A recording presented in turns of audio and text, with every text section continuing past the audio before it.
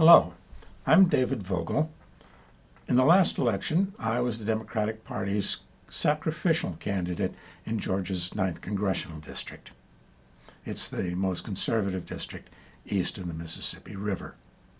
We're conservative here, but Bernie Sanders is the candidate I've been waiting for all my adult life. And I'd like you to know why. I think the Democratic Party has been going down the wrong path for a long, long time. Our leadership always chooses pragmatism over idealism. When you do that, you win battles, but you can lose the war. The battles are for elections, but the war is for people's minds. It works like this. In every election cycle, we pay most attention to the so-called toss-up races. When you do that, the demographics always tell a pragmatist to move toward the center, and that has two problems. First, moving toward the center creates a new center farther to the right, and our leadership is now so far to the right that they're not only to the right of Dwight Eisenhower, they're to the right of Herbert Hoover. The WPA and the CCC camps, those were proposed by Hoover's administration and voted into law under FDR. The second problem is that when you move to the center, the voters don't hear what Democrats like us really think. And without that, there's no way you can win the war for people's minds. There's a third problem with pragmatic candidates that has nothing to do with moving to the center. The word pragmatic and the words political expedience have different emotional content, but they have the same objective content. And independent voters seem to have decided that Hillary Clinton is politically expedient. And now there's not very much she can do about that. She made the problem for herself. The list of issues on which Hillary has moved from the wrong side to, well, Bernie's side, that list is long. It's really too long for me to review here, but I'd really like everyone to have a look at this daily cost posting. But just for example, when you're late switching from being anti-gay marriage to being pro-LGBT rights, when you're late doing that, you offend both sides. Bernie Sanders is winning people's minds. He's won their trust by being an early adopter of positions that the majority of Americans come to take later. On NAFTA, then the TPP, on welfare reform, the minimum wage, on reining in Wall Street, and the infamous bill to limit the ability of people with credit card debt to declare bankruptcy, on arms sales and the use of cluster bombs on civilians, on the death penalty, domestic spying, no child left behind, fracking, the KXL pipeline, offshore drilling, the carbon tax, GMO labeling, not to mention campaign finance reform, wealth inequality, and the invasion of Iraq. On all of these issues and more, Bernie started on the right side of the issue and stayed there, working to win people's minds.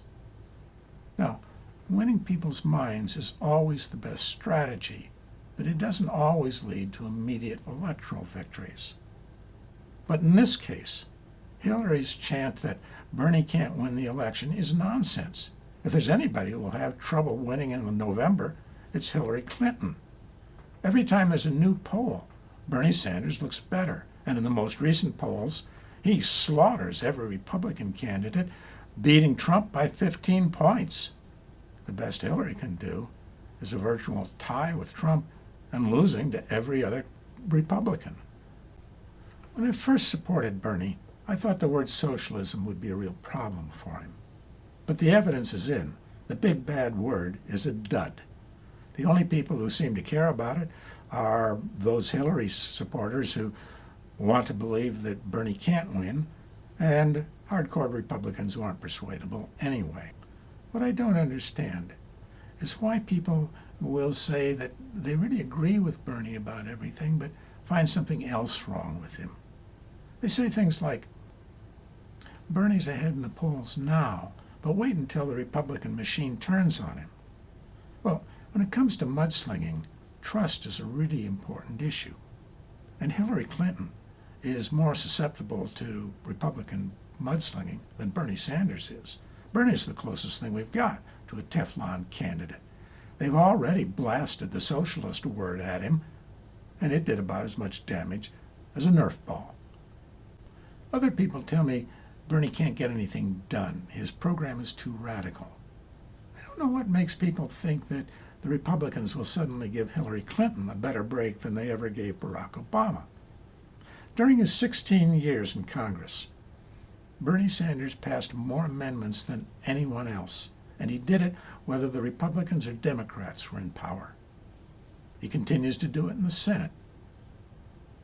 If it's a Sanders-Trump race, and Bernie wins by 15 points, we'll not only get the Senate back, there will suddenly be hope for the House as well.